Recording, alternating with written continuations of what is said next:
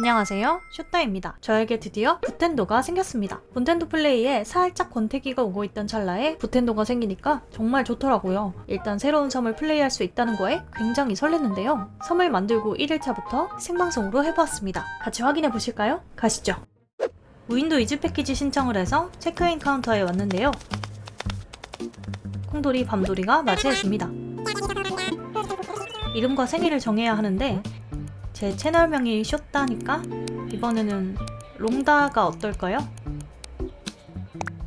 생일은 제 생일을 뒤집어서 10월 9일로 결정했습니다. 캐릭터의 얼굴은 본캐와 비슷하게 가되 초보의 상징인 양갈래 머리와 앙증맞은 앞니로 차별점을 두어보았습니다. 다음은 섬의 지형을 선택해야 하는데요. 제가 원하는 조건은 별거 없었습니다. 광장과 비행장의 위치가 너무 가깝지 않을 것, 강 하구의 위치가 N자 모양이 아닐 것, 해변가에 잔돌이 많지 않을 것, 비행장의 색깔이 노란색이나 주황색일 것인데요. 여러 번의 리셋 끝에 나름 수용이 가능한 지도가 나왔는데요. 이제 비행장 색깔만 노란색 혹은 주황색이면 됩니다. 나이스! 주황색이네요.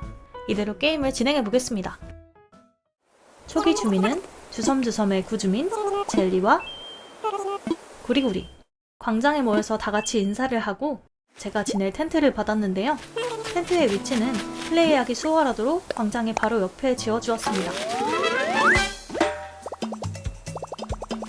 그리고 상당히 우유부단해 보이는 다른 주민들의 집 위치도 직접 정해주었는데요. 다 비슷한 위치로 몰아넣어놨어요. 초반에는 이게 편하더라고요. 이제 캠프파이어의 준비를 합니다.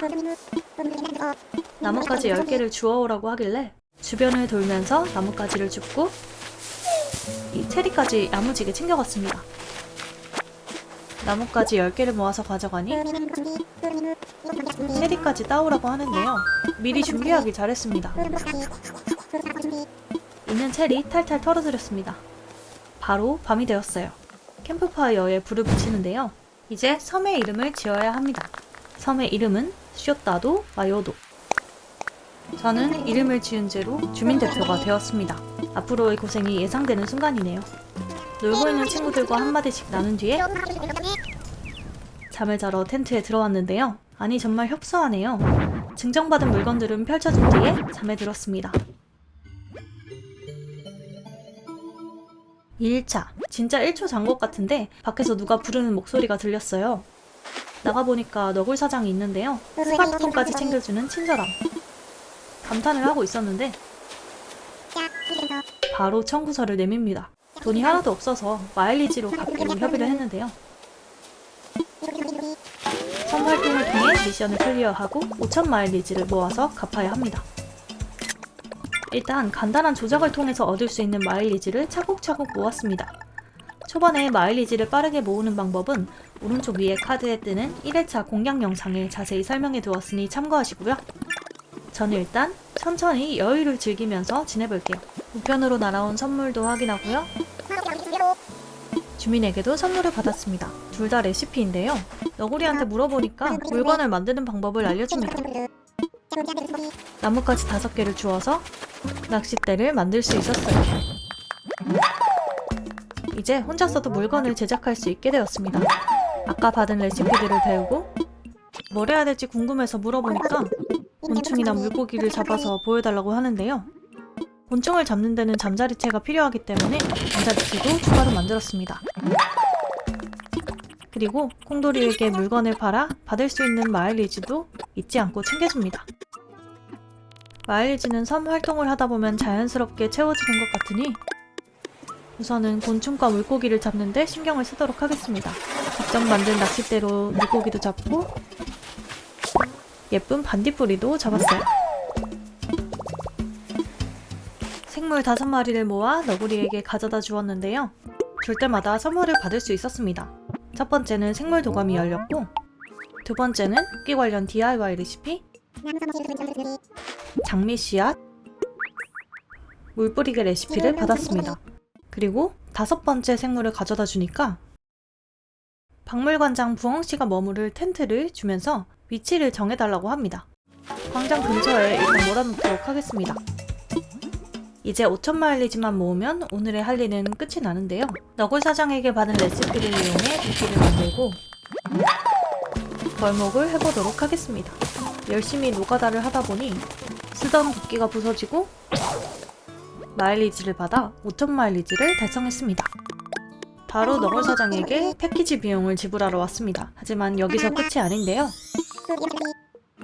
텐트 생활을 청산하고 추가 대출을 받아 집을 지을 수가 있습니다. 일단 수락하고 지붕의 색깔을 노란색으로 결정했어요. 3일차 너구리가 방송을 하는데요.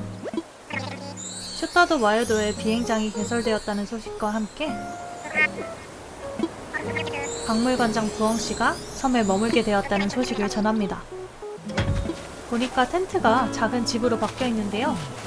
안을 한번 확인해 봐야겠죠? 집이 넓어졌고 수납장도 생겼네요. 이제 인벤을 좀 정리할 수가 있겠습니다. 그리고 어제 미리 잡아두었던 생물을 줍고 부엉이가 온 텐트로 가봤는데요. 강을 건널 수 있는 장대와 삽 레시피를 받았습니다. 박물관 개관까지 15종류의 생물을 더 기부해야 한다고 하니 가지고 있는 생물을 일단 전부 기부를 해볼게요. 이제 10종류의 생물만 잡으면 되는데요. 일단 방금 받은 레시피를 이용해 삽과 장대를 만들었습니다. 남은 생물을 채우기 위해 채집도 열심히 했습니다. 빛나는 땅은 바로 파고 전재산이 별로 없어서 2,000벨만 심었습니다. 장대로 강을 건널 수가 있는데 건너니까 별 모양의 구덩이가 있습니다. 거기서 화석을 파고 물건을 팔러 사무소에 들렀는데 뭔가 심각한 얘기 중이네요. 자세히 들어보니 상점했을 건축 자재가 부족하다는데 얼떨결에 어마어마한 노동을 떠안게 됐습니다. 일단 너굴포트에 들러 도구 즐겨찾기 기능을 구매했어요. 이제 조금 더 편하게 노동할 수 있겠습니다. 즐겨찾기 기능으로 도끼를 들고 나무를 열심히 캐기를 했습니다. 목재 각각 30개씩 총 90개, 철광석 30개, 그리고 생물까지 잡아야 하니 오늘 굉장히 바쁜 하루가 될 것 같습니다. 젤리도 제 소식을 들었는지 응원차 튼튼한 삽을 저에게 주었습니다. 그럴 거면 나무 캐는 거나 도와주죠. 이 뒤로는 계속 나무를 때리는 반복 노가다기 때문에 여러분의 시간을 위해서 빠르게 돌려보도록 하겠습니다. 이 틈을 타서 구독, 좋아요 한 번만 눌러주세요. 물론 나무뿐만 아니라 돌도 열심히 캤습니다. 철광석도 모아야 하거든요. 나무와는 다르게 돌은 개수가 별로 없어서 30개를 오늘 안에 다 채울 수 있을지는 잘 모르겠습니다. 안 그래도 돌이 별로 없어서 걱정인데 운이 나오네요. 평상시라면 좋아했을 텐데 철광석을 모아야 하니까 당황스럽습니다. 그때 제 마음을 알았는지 구리구리가 저에게 철광석을 선물로 줬어요. 목재를 캐면서도 중간중간 생물 채집과 화석 캐기를 잊지 않았는데요. 인벤이 가득 차서 박물관에 찾아가니 기증할 생물이 한 종류밖에 남지 않았다고 합니다. 물고기 하나를 잡아서 바로 가져다 주겠습니다. 전시품이 다 모여서 이제 박물관 건설을 한다고 합니다. 박물관은 됐고 목재랑 철광석을 빨리 모아야 하는데요. 목재는 꽤 많이 모았는데 철광석은 아직 30개를 모으려면 멀었습니다. 이 섬에선 오늘 안에 캐기가 어려울 것 같아서 비행장에 한번 들러봤어요. 너구리가 마을 티켓을 하나 넣어줬는데 그걸 사용해서 다른 섬으로 한번 가봐야겠습니다.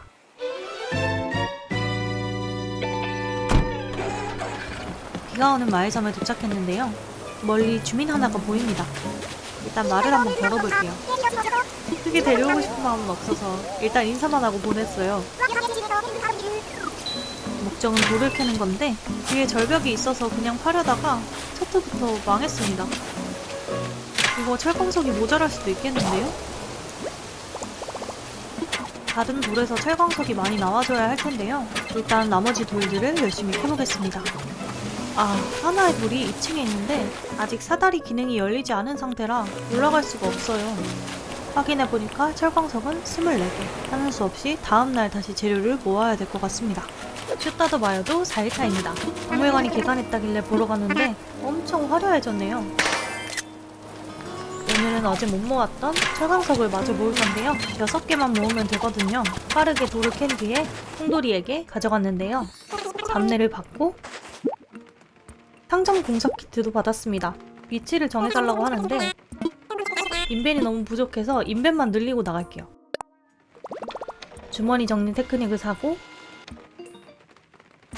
상점의 위치를 잡았습니다. 위치는 여전히 광장 근처입니다. 비 오는 날 돌아다니는 친구들에게 말을 걸고 돈을 열심히 모아보도록 하겠습니다. 텐트에서 집으로 바꿀 때 98,000벨의 대출을 받았었죠. 얼른 벨을 모아서 갚아야 합니다. 우선 열려있는 과일은 전부 다 따도록 하겠습니다. 가끔 벌집이 나오면 재빠르게 잠자리채를 들어서 잡으면 되는데 저는 그렇게 못하는데 여러분은 그렇게 해주세요.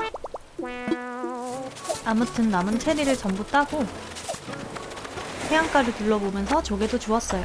그러다가 물에 떠내려온 조니를 만났는데요. 저는 인생 2회차라 그런지 뭔가 익숙합니다. 역시나 오늘도 통신장치 부품을 구해달라는 녀석. 돈 버느라 바쁘긴 하지만 부탁은 들어주기로 했습니다. 물이 뿜어져 나오는 모래를 파니 부품 장치가 나왔는데요. 5개를 파서 조니에게 가져다 주니 굉장히 좋아합니다. 채집했던 체리를 바로 팔러 왔습니다. 수익이 너무 적은데요. 이래선 언제 98,000배를 모을 수 있을지 모르겠어요. 오늘 완전히 다 갚겠다는 생각은 버리고 느긋하게 한번 노동을 즐겨보도록 하겠습니다. 우선 잠수를 하러 들어갔어요. 인벤이 가득 찰 때까지 열심히 해산물을 낚아볼게요. 열심히 채집한 뒤에 1차로 먼저 기증을 하고 다시 채집을 하러 나왔어요. 중간에 가리비도 넣고 페터란을 만났습니다.